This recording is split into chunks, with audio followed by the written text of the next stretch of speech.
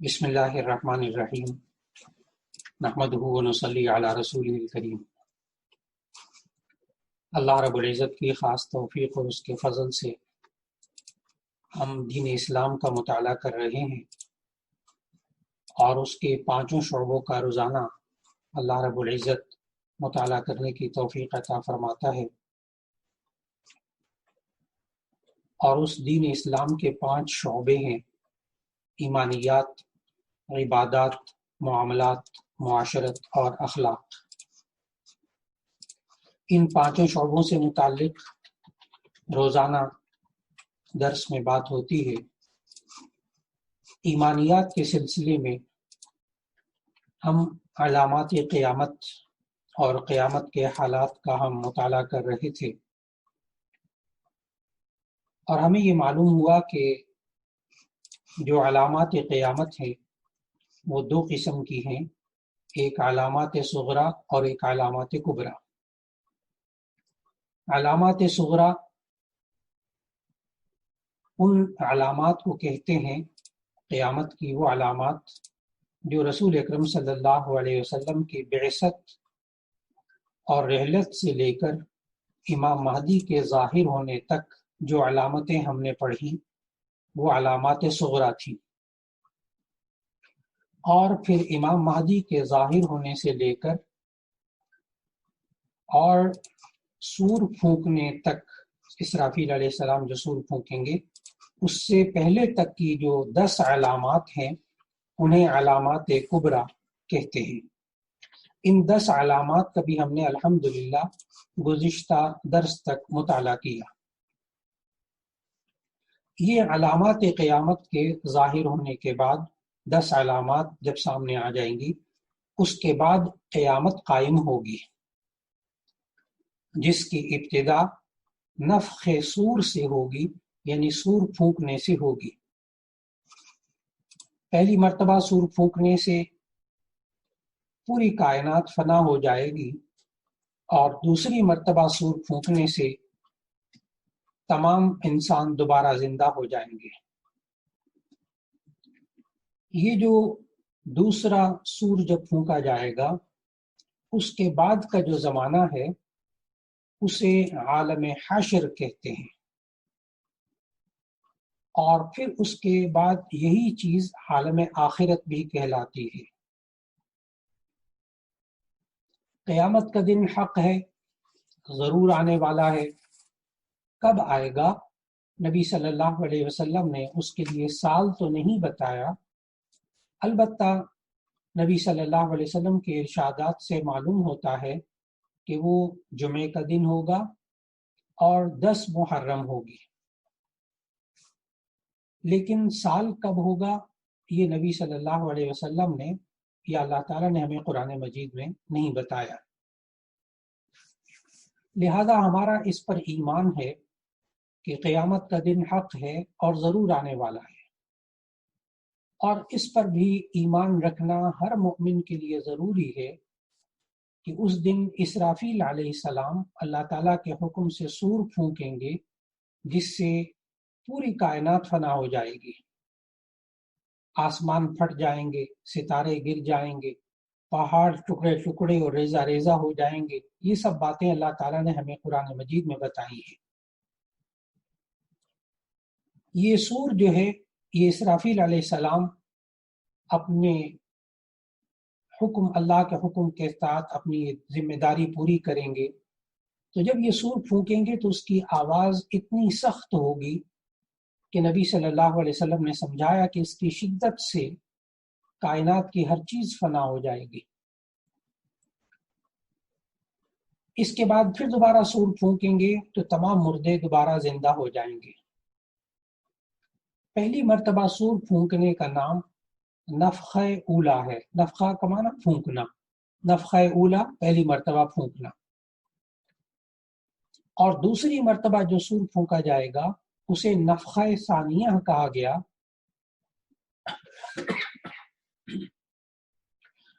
جس کے بعد مردے زندہ ہو جائیں گے۔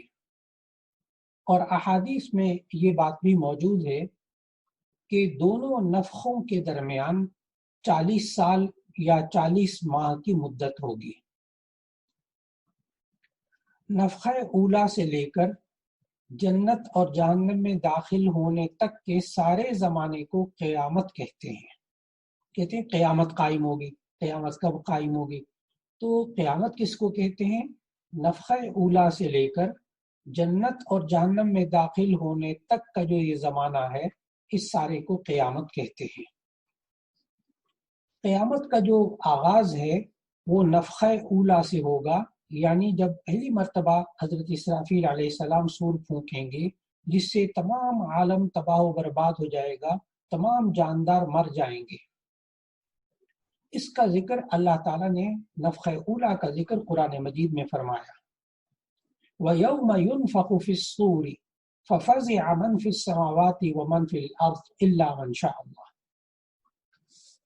جس دن سور پھونکا جائے گا، تمام آسمان و زمین والے گھبرا جائیں گے مگر جس کو اللہ چاہے۔ اور اللہ تعالیٰ نے ایک اور جگہ اس نفخہ اولا کا ذکر فرمایا، وَنُفِخَ فِي الصُّورِ فَصَعِقَ مَنْ فِي السَّمَاوَاتِ وَمَنْ فِي الْأَرْضِ إِلَّا مَنْ شَاءَ اللَّهُ۔ اور قیامت کے دن سور پھونکا جائے گا تو تمام آسمان اور زمین والے بے ہوش ہو جائیں گے مگر جس کو اللہ چاہے وہ بے ہوشی سے محفوظ رہے گا۔ پھر 40 سال بعد دوبارہ سور پھونکا جائے گا، اور یہ دوسرا جو نفخہ ہوگا اس سے مردوں کو قبروں سے زندہ کرنے کے لیے ہوگا۔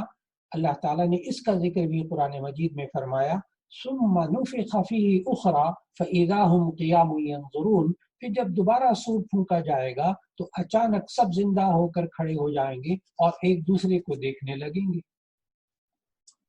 اور ایک جگہ اللہ تعالیٰ نے اس دوسرے سور کے بارے میں یوں فرمایا، وَنُفِخَ فِي الصُّورِ فَإِذَا هُم مِّنَ الْأَجْدَاثِ إِلَىٰ رَبِّهِمْ يَنْسِلُونَ۔ اور دوبارہ سور پھونکا جائے گا تو لوگ قبروں سے نکل کر اللہ کی طرف دوڑنے لگیں گے۔ چونکہ ان دونوں نفخوں کا ذکر قرآن مجید میں ہے، اس لیے اس نفخ فی الصور یعنی سور پھونکنے کے بارے میں ہمارا ایمان ہونا چاہیے کہ یہ برحق ہے، اور اس پر ایمان لانا ہم سب کے لیے فرض ہے۔ پھر اس کے بعد اللہ تعالیٰ نے ہمیں سمجھایا، اور رسول اللہ صلی اللہ علیہ وسلم نے اپنی روایات میں سمجھایا کہ تمام لوگ قیامت جب آغاز ہوگا قیامت کا تو کس طرح ہوگا کہ تمام کائنات کے لوگ اپنے کاروبار میں مشغول ہوں گے، اور روئے زمین پر کوئی اللہ کا نام لینے والا باقی نہیں رہے گا۔ اور جمعے کا دن ہوگا اور محرم الحرام کی 10ویں تاریخ یعنی عاشورہ کا دن ہوگا کہ ایک دن اچانک صبح صبح لوگوں کے کانوں میں ایک باریک آواز آنا شروع ہوگی اور بڑھتی جائے گی، یہاں تک کہ لوگ مر جائیں گے اور روحیں بے ہوش ہو جائیں گی اور زمین و آسمان پھٹ پڑیں گے۔ اور پھر یہ ذہن میں رکھنا چاہیے کہ جب دوسری مرتبہ سور پھونکا جائے گا تو تمام مردے زندہ ہو جائیں گے۔ ایک بار تمام کائنات کا نیست و نابود ہو جانا پہلے نفخے سے اور دوسرے نفخے سے دوبارہ زندہ ہو جانا، یہ اسلام کا بنیادی عقیدہ ہے جو قرآن حکیم اور احادیث متواترہ سے ثابت ہے۔ یہ جو دوبارہ زندہ ہوں گے اسے بعث بعد الموت کہتے ہیں، یعنی دوبارہ جی اٹھنا۔ اس کا ذکر قرآن مجید میں بہت جگہ اللہ تعالیٰ نے فرمایا اور باقاعدہ دلائل دیے۔ یہی وہ بعث بعد الموت ہے جس کا کفار انکار کیا کرتے تھے کہ ہم مٹی اور ہڈیوں کا ڈھیر ہو جائیں گے تو ہم دوبارہ کیسے زندہ کیے جائیں گے۔ اللہ تعالیٰ نے اس کا رد بیان فرمایا قرآن مجید میں اور مختلف طریقوں سے اس کا جواب دیا۔ یہ جو دوبارہ زندہ کیا جانا ہے اسے بعث بعد الموت کہتے ہیں، یعنی موت کے بعد دوبارہ جی اٹھنا۔ بعث یعنی دوبارہ زندگی کی کیفیت کیا ہوگی؟ کیا دوبارہ وہی جسم ہوگا، وہی ہڈیاں ہوں گی، وہی سب کچھ ہوگا؟ تو پھر اللہ تعالیٰ کا قرآن مجید میں واضح الفاظ ہے کہ من یحیی العظام وہی رمیم قل یحییها الذی انشأها اول مرہ، کہ اللہ تعالیٰ نے جب پہلے انسان کو پیدا کیا وہی اللہ دوبارہ انسان کو پیدا کر لے گا، یہاں تک کہ انسان کے جو پوروے ہوں گے وہ بھی اللہ دوبارہ اسی طرح بنا کر پیدا کر دے گا۔ اللہ اس پر قادر ہے، وہ اللہ کے جس نے پہلے انسان کو پیدا کیا وہ دوبارہ بھی انسان کو زندہ کر لے گا۔ تو آج ہم نے قیامت کیسے قائم ہوگی اس کا مطالعہ کیا ایمانیات کے سلسلے میں۔ اور اب دوسرا شعبہ دین اسلام کا عبادات۔ ہم گزشتہ درس میں زکوٰۃ کے نصاب اور زکوٰۃ کس پر فرض ہوتی ہے اس کا مطالعہ کر رہے تھے۔ آج ہم زکوٰۃ کے سلسلے میں زکوٰۃ کے مصارف کے بارے میں مطالعہ کریں گے انشاءاللہ۔ زکوٰۃ کے مصارف مصرف کی جمع ہے۔ مصرف کہتے ہیں خرچ کرنے کی جگہ۔ زکوٰۃ کہاں خرچ کرنی چاہیے، اس بارے میں جب بھی آپ کو ضرورت پیش آئے تو سورہ توبہ کی آیت نمبر 60 کا مطالعہ کر لیجئے، تلاوت کیجئے، اس کا ترجمہ کیجئے، تو آپ کو 8 مصرف معلوم ہوں گے۔ اللہ تعالیٰ نے ہمیں قرآن مجید کے اندر زکوٰۃ صدقات کے 8 مصرف سکھائے۔ سورہ توبہ کی آیت نمبر 60 میں اللہ تعالیٰ نے فرمایا، اعوذ باللہ من الشیطان الرجیم، بسم اللہ الرحمن الرحیم، انما الصدقات للفقراء والمساکین والعاملین علیہا والمؤلفۃ قلوبہم وفی الرقاب والغارمین وفی سبیل اللہ وابن السبیل۔ اللہ تعالیٰ نے یہ جو 8 مصرف بتائے، اس کو ایک ایک کو سمجھنا بہت ضروری ہے۔ انما الصدقات للفقراء، اللہ تعالیٰ نے فرمایا کہ یہ زکوٰۃ اور صدقات یہ فقراء کے لیے ہیں۔ فقیر اسلامی اصطلاح میں کہتے ہیں اس شخص کو جو صاحب نصاب نہ ہو، جس پر خود زکوٰۃ فرض نہ ہوتی ہو۔ ہم نے زکوٰۃ کا نصاب پڑھا کہ 52 تولہ چاندی یا 7.5 تولے سونا، جس کو ہم گراموں میں ہم نے پڑھا کہ اس کے پاس 612 گرام چاندی اور 87.5 گرام سونا یا اس کے برابر پیسے اس کے پاس ہوں تو اس کو کہتے ہیں غنی۔ اور جو فقیر ہے وہ ہوتا ہے جس کے پاس 52 تولہ چاندی یا اس کی قیمت اس کے پاس موجود نہ ہو۔ تو زکوٰۃ اور صدقات آپ فقیر کو دے سکتے ہیں جو خود صاحب نصاب نہ ہو۔ دوسرا، اللہ تعالیٰ نے جو مصرف بتایا زکوٰۃ کا وہ ہے مساکین۔ مساکین یہ مسکین کی جمع ہے۔ مسکین کہتے ہیں لیس لہ قوت یومہ، کہ جس کے پاس کھانے کو کچھ نہیں ہوتا، آپ اس کو بھی زکوٰۃ صدقات دے سکتے ہیں۔ نمبر 3، والعاملین علیہا، وہ لوگ کہ جو زکوٰۃ کا کام کرنے پر مقرر ہیں، زکوٰۃ جمع کر رہے ہیں، زکوٰۃ کا حساب کتاب رکھ رہے ہیں، تو زکوٰۃ کے محکمے میں جو کام کرنے والے افراد ہیں ان کو بھی آپ تنخواہیں دیتے ہیں تو وہ زکوٰۃ ہی کے پیسے میں سے دیتے ہیں۔ والعاملین علیہا، تو زکوٰۃ کا کام کرنے والوں کو زکوٰۃ کے پیسے دیے جا سکتے ہیں۔ چوتھا مصرف اللہ تعالیٰ نے اس آیت میں بتایا، والمؤلفۃ قلوبہم، لوگوں کے دلوں کو اسلام پر جوڑنے کے لیے زکوٰۃ دینا۔ کہیں انسان غربت کی وجہ سے، مالی پریشانیوں کی وجہ سے کہیں اس دین اسلام سے پھر نہ جائے، کوئی اور مذہب اختیار نہ کر لے، جیسے بعض علاقوں کے اندر غیر مسلم تنظیمیں جو ہیں وہ مسلمان غربا کو صرف اس وجہ سے کہ پیسے کا لالچ دے کر وہ دین سے متنفر کر کے مرتد کر دیتے ہیں۔ ایسی صورت میں والمؤلفۃ قلوبہم، لوگوں کے دلوں کو اسلام پر جوڑنے کے لیے زکوٰۃ دینا، یہ بھی زکوٰۃ کا مصرف ہے۔ پھر اس کے بعد اللہ تعالیٰ نے ایک اور مصرف یہ بتایا، وفی الرقاب، غلاموں کو آزاد کرنے میں زکوٰۃ ادا کرنا۔ ایک غلام کی قیمت جو تھی وہ مثال کے طور پر 1000 درہم یا 2000 درہم، اب وہ زکوٰۃ ادا کرنا چاہتا ہے تو غلاموں کو آزاد کرنے کے سلسلے میں زکوٰۃ دینا۔ ظاہر ہے کہ یہ مصرف آج کل موجود نہیں ہوتا۔ اور پھر اس کے بعد اللہ تعالیٰ نے छठा मसरफ बताया वलगारिमीन, गारिमीन कर्जदार। अगर कोई कर्जदार है और आप चाहते हैं कि उसका कर्ज अदा हो जाए, तो ऐसी सूरत में कर्जदार को ज़कात देना ताकि वो अपना कर्जा अदा कर दे, ये भी एक ज़कात का मसरफ है। सातवां मसरफ अल्लाह ताला ने बताया वफ़ी सबीलिल्लाहि, अल्लाह के रास्ते में। जो लोग अल्लाह के रास्ते में दीन का काम कर रहे हों, उनको ज़कात के पैसे देना, क्योंकि वो और कोई कमाई का ज़रिया नहीं रखते और उनके लिए अल्लाह के रास्ते में दीन के कामों में लगने की वजह से वो अपने माश की तरफ तवज्जो नहीं दे पाते। इसलिए अल्लाह के रास्ते में दीन के किसी भी शोबे में काम करने वाला हो तो उसको ज़कात दे सकते हैं। आठवां मसरफ अल्लाह ताला ने बताया वब्नि सबील, और मुसाफिर।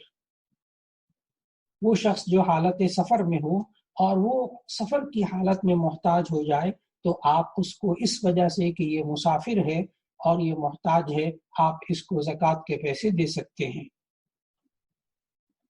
यहाँ हमने 8 मसरफ का मुताला किया कि 8 मसारिफ अल्लाह ताला ने सूरह तौबा की आयत नंबर 60 में बताए। नंबर 1 फ़कीर, नंबर 2 मिस्कीन, नंबर 3 ज़कात का काम करने वाले, नंबर 4 लोगों के दिलों को इस्लाम पर जोड़ना, नंबर 5 गुलामों को आज़ाद करने के लिए, नंबर 6 कर्जदारों को, नंबर 7 अल्लाह के रास्ते में काम करने वालों को, और नंबर 8 मुसाफिर को। आपने गौर किया कि इसमें तालिब इल्म का जिक्र नहीं है और इसमें यतीम का जिक्र नहीं है, इसमें बेवा का जिक्र नहीं है। असल में तालिब इल्म होना खुद मसरफ नहीं है। इसी तरह कोई बेवा हो या यतीम हो तो वो खुद मसरफ नहीं है। हाँ, अगर वो तालिब इल्म, वो बेवा या वो शख्स जो कि यतीम है, वो लड़का या लड़की, तो ऐसी सूरत में आप उसको ज़कात दे सकते हैं। अगर वो फ़कीर है, मिस्कीन है, इन 8 जो मसरफ हैं उनमें कहीं भी पूरा उतरता हो तो ऐसी सूरत में आप उसको ज़कात दे सकते हैं। अब जो तलबा होते हैं, जाहिर है कि वो 52 तोला चांदी के आमतौर पर मालिक नहीं होते। बालिग लड़का हो, बालिग लड़की हो, तो तालिब इल्म या तालिबा जो होती है, आप उसको ज़कात आसानी से दे सकते हैं।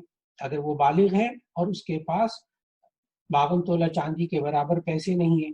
इसी तरह कोई यतीम है, अगर उसके पास ये 8 शोबों में से किसी भी मसरफ में पूरा उतरता हो तो आप उसको ज़कात दे सकते हैं।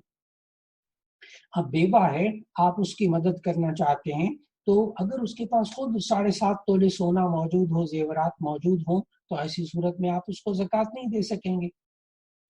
हाँ, अलबत्ता बेवा है और वो इन 8 मसारिफ में से किसी एक पर पूरा उतरती है तो आप उसको ज़कात दे सकेंगे। इसी तरह नबी सल्लल्लाहु अलैहि वसल्लम ने समझाया कि रिश्तेदारों को ज़कात देना, किन रिश्तेदारों को हम ज़कात दे सकते हैं, किन रिश्तेदारों को हम ज़कात नहीं दे सकते, वो इंशाअल्लाहुल अज़ीज़ हम आइंदा दर्स में उसका मुताला कर सकेंगे। ये इबादात के सिलसिले में आज ज़कात के मसारिफ का हमने मुताला किया। मुआमलात के सिलसिले में आज हम जो अल्लाह ताला ने हमें मुआशरे के अंदर एक अदब सिखाए हैं, उन आदाब से में से हाकिम और महकूम, हाकिम और उसकी रियाया के जो मामलात हैं, वो भी अल्लाह ताला ने और रसूलुल्लाह सल्लल्लाहु अलैहि वसल्लम ने हमें सिखाए हैं। आज वक्त का बहुत बड़ा तकाजा है कि हाकिम और महकूम, हाकिम और रियाया, इन सब को आपस में एक दूसरे से मुआमला अपना दुरुस्त रखना चाहिए। नबी सल्लल्लाहु अलैहि वसल्लम ने फरमाया, हजरत अब्दुल्लाह इब्न उमर रज़ी अल्लाह तआला अन्हु से रिवायत है कि जो बादशाह होता है, रियासत के जो सरबरा होता है, वो अल्लाह का साया होता है, यानी मखलूक पर रहमत और शफकत करने में।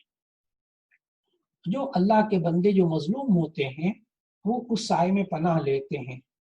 अगर वो इंसाफ करता है तो उसको सवाब दिया जाता है, और अगर वो रियाया पर जुल्म करता है या अमानत में खयानत करता है तो भी गुनाह उस पर होगा। तबरानी में हजरत अबू उमामा रज़ी अल्लाह तआला अन्हु से रिवायत है कि रसूलुल्लाह सल्लल्लाहु अलैहि वसल्लम ने फरमाया, मुसलमानों, اپنے حکمرانوں کو برا نہ کہو اور اللہ سے ان کی بھلائی کی دعا مانگا کرو، کیونکہ ان کی بھلائی میں تمہاری بھلائی ہے۔ ایک ہے حکمران کی برائی صرف بیان کرنا، وہ غیبت میں بھی شمار ہو جاتا ہے، لیکن اگر حکمران کی پالیسی پر اگر جرح کی جائے دلائل کے ساتھ، وہ اور چیز کہلاتی ہے۔ صرف تان و تشنیع کرنا، برا کہنا، اس سے منع کیا گیا۔ اور پھر نبی صلی اللہ علیہ وسلم کا وہ ارشاد جو بخاری شریف اور مسلم شریف میں موجود ہے، حدیث کی اکثر کتابوں میں یہ حدیث موجود ہے، جو حضرت عبداللہ ابن عمر رضی اللہ تعالی عنہ سے منقول ہے کہ نبی صلی اللہ علیہ وسلم نے فرمایا، تم میں سے ہر ایک راعی ہے۔ راعی کا معنی الا کلکم راع وکلکم مسئول عن رعیتہ۔ راعی کہتے ہیں چرواہا، نگران، حکمران۔ ایک گھر کا حکمران بھی ہوتا ہے، ایک خاندان کا حکمران بھی، ایک ادارے کا حکمران بھی، ایک ریاست کا حکمران بھی۔ تو نبی صلی اللہ علیہ وسلم نے فرمایا، تم میں سے ہر ایک راعی ہے، نگہبان ہے، اور ہر ایک سے اس کی رعیت کے بارے میں سوال کیا جائے گا۔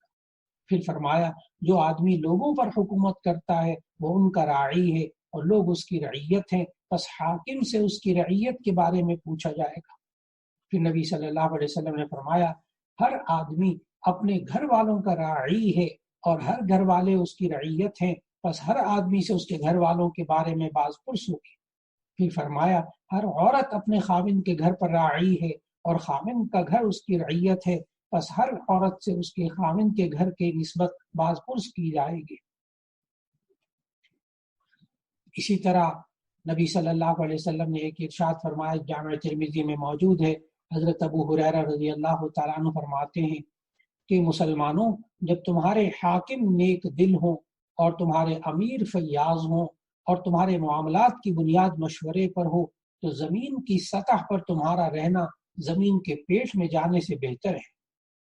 پھر فرمایا، جب تمہارے حاکم شریر ہوں اور تمہارے امیر بخیل ہوں اور تمہارے معاملات کا فیصلہ کرنے والی خواتین ہوں، تو زمین کے پیٹ میں تمہارا جانا زمین پر رہنے سے بہتر ہے۔ اور بخاری اور مسلم کی متفق علیہ ایک روایت حضرت عبداللہ بن عمر رضی اللہ تعالیٰ عنہ سے منقول ہے کہ نبی صلی اللہ علیہ وسلم نے فرمایا، حاکم کے حکم کو سننا اور اطاعت کرنا ہر مسلمان پر فرض ہے، چاہے وہ حکم پسند آئے یا نہ آئے۔ پھر فرمایا، جب تک حاکم کسی گناہ کا حکم نہ دے، اور جب وہ کسی گناہ کا حکم دے تو مسلمان پر اس کی اطاعت واجب نہیں۔ یہاں سے بہت اچھی طرح بات سمجھ لینی چاہیے، اطیعوا اللہ و اطیعوا الرسول و اولی الامر منکم۔ تم اللہ کی اطاعت کرو، رسول صلی اللہ علیہ وسلم کی اطاعت کرو، اور تم پر جو ذمہ دار ہے تمہارے میں سے اس کی اطاعت کرو۔ کب تک ہم بات مانیں کسی حاکم کی؟ کب تک ہم بات مانیں کسی اپنے سے بڑے کی، راعی کی، نگہبان کی؟ جب تک کہ وہ گناہ کا حکم نہ دے۔ جب وہ گناہ کا حکم دے تو مسلمان پر اس کی اطاعت واجب نہیں۔ اور پھر اس کے بعد نبی صلی اللہ علیہ وسلم کا ایک ارشاد جو صحیح مسلم میں موجود ہے، حضرت ام سلمہ رضی اللہ تعالیٰ عنہ فرماتی ہیں کہ رسول اللہ صلی اللہ علیہ وسلم نے ارشاد فرمایا، تم پر ایسے حاکم مقرر کیے جائیں گے جو اچھے کام بھی کریں گے اور برے کام بھی کریں گے۔ بس جس شخص نے انکار کیا، یعنی اس کے برے فعل کی نسبت اس کے منہ پر کہہ دیا، تو تمہارا یہ فعل شرع کے خلاف ہے، وہ اپنے فرض سے بری ہو گیا۔ یعنی اتنا کہہ دے حاکم کو کہ تمہارا یہ کام شریعت کے خلاف ہے، تو بس اتنا کہنے سے یہ شخص رعایا میں سے اپنے فرض سے بری ہو گیا۔ پھر فرمایا، جس شخص نے ایسا نہ کیا، یعنی اس کو اتنی جرأت نہ ہوئی کہ وہ زبان سے کہہ دے لیکن دل سے اس فعل کو برا سمجھا، تو وہ بچا رہا، یعنی گناہوں میں شریک ہونے سے اپنے آپ کو اس نے بچائے رکھا۔ پھر فرمایا کہ جو شخص اس کے اس فعل پر راضی ہوا اور ان کی پیروی کی، وہ باقاعدہ گناہ میں شریک ہوا۔ اس لیے نبی صلی اللہ علیہ وسلم نے ہمیں ہدایات دی کہ ہمیں اپنے معاملات کو بھی درست کرنا ہوگا، ورنہ ہم پر ایسے ہی حاکم مسلط کر دیے جائیں گے۔ صحیح مسلم میں ایک روایت ہے، حضرت وائل بن حجر نے اور حضرت سلمہ بن یزید رضی اللہ تعالیٰ عنہ نبی صلی اللہ علیہ وسلم سے پوچھا کہ اے خدا کے نبی، آپ اس معاملے میں کیا فرماتے ہیں؟ اگر ہم پر ایسے حاکم مسلط ہو جائیں جو ہم سے اپنا حق مانگے لیکن ہمارے حقوق سے انکار کر دی۔ آپ صلی اللہ علیہ وسلم نے فرمایا ان کے احکام کو سنو اور ان کی اطاعت کرو، اس لیے کہ ان پر وہ بات فرض ہے جو انہوں نے اپنے ذمے لی ہے، اور تم پر وہ چیز فرض ہے جو تم نے ذمے لی ہے۔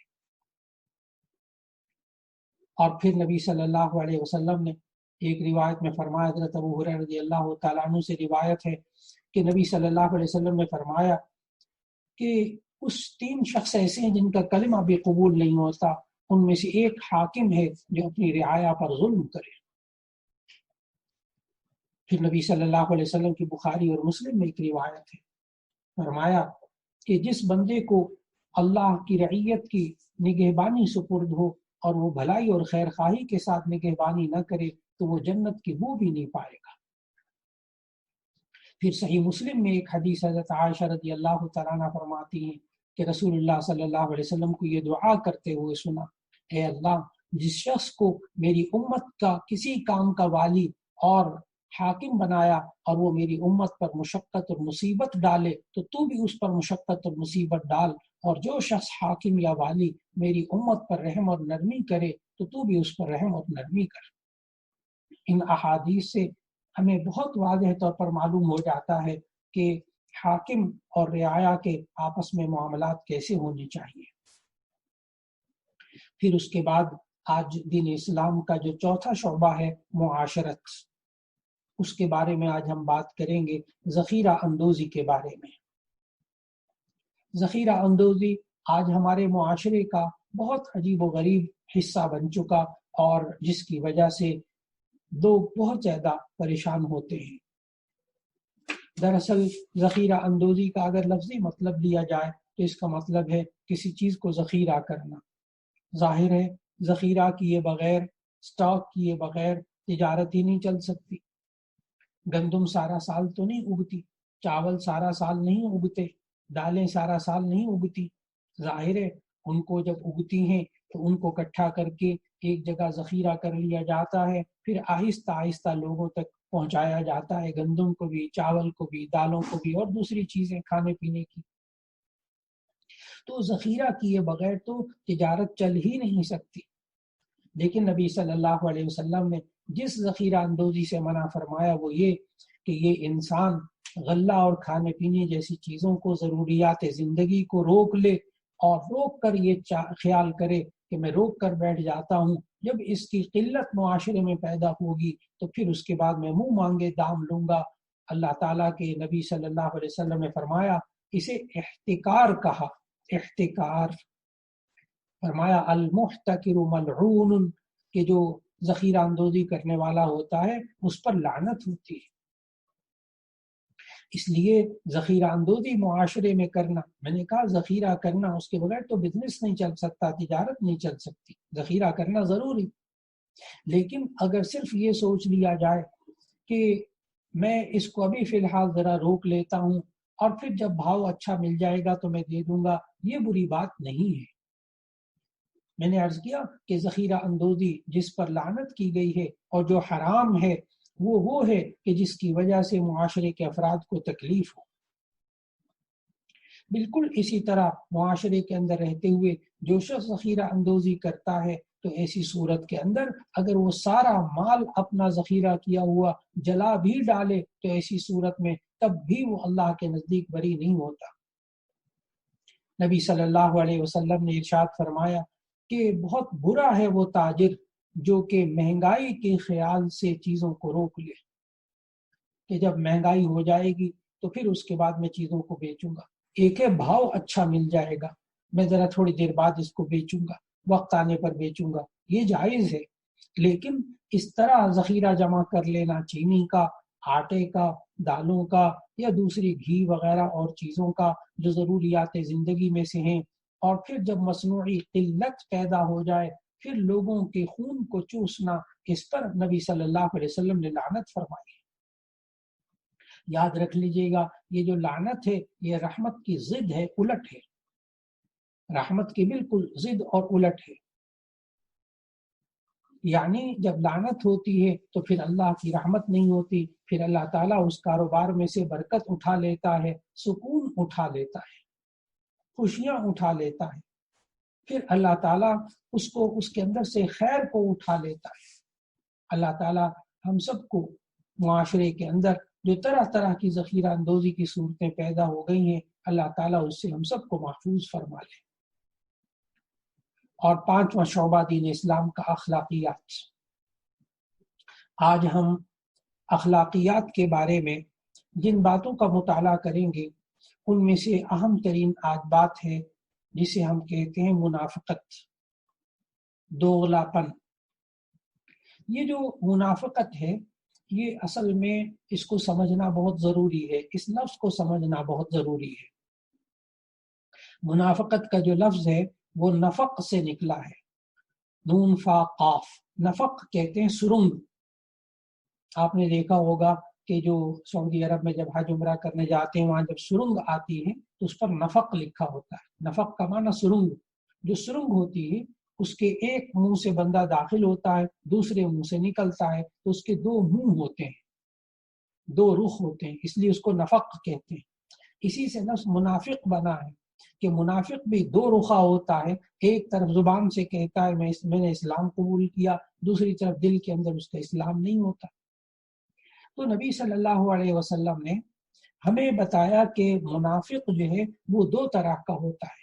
ایک منافق جو ہے وہ اعتقادی ہوتا ہے، عقیدے کے اعتبار سے منافق ہوتا ہے، یعنی زبان سے وہ کہتا ہے، کلمے کا طیبہ کا اقرار کرتا ہے، لیکن اپنے دل کے اندر اس کے ایمان نہیں ہوتا۔ یہ جو منافق اعتقادی ہے، یہ صرف اور صرف دل کا حال تو اللہ تعالیٰ جانتا ہے کہ دل کے اندر کیا ہے، اس لیے نبی صلی اللہ علیہ وسلم کے سامنے تو منافق اعتقادی ظاہر ہو جاتا تھا کہ اللہ تعالیٰ بذریعہ وحی بتا دیتا تھا کہ یہ منافق ہے اور اس سے بچنا ہے۔ لیکن آج ہم کسی کو عقیدے کے اعتبار سے منافق نہیں کہہ سکتے۔ عام طور پر یہ عادت ہے، لوگ ایک دوسرے کو کہتے ہیں او جاؤ جو فلاں منافق ہے۔ نہیں، ہم منافق اعتقادی تو کسی کو نہیں کہہ سکتے۔ ہاں البتہ نبی صلی اللہ علیہ وسلم نے منافق کی چند نشانیاں بتائی ہیں۔ وہ منافق عملی کہلاتا ہے، یعنی اس کے کام منافقوں جیسے ہوتے ہیں۔ جیسے نبی صلی اللہ علیہ وسلم نے ارشاد فرمایا کہ جس شخص کے اندر 3 نشانیاں ہوں، اور ایک حدیث کے اندر ہے کہ 4 نشانیاں ہوں، وہ منافق کہلاتا ہے۔ آئندہ درس میں انشاءاللہ وہ منافق کی 4 نشانیاں جو ہیں وہ ہم اس کا مطالعہ کر سکیں گے انشاءاللہ۔ وآخر دعوانا ان الحمد للہ رب العالمین۔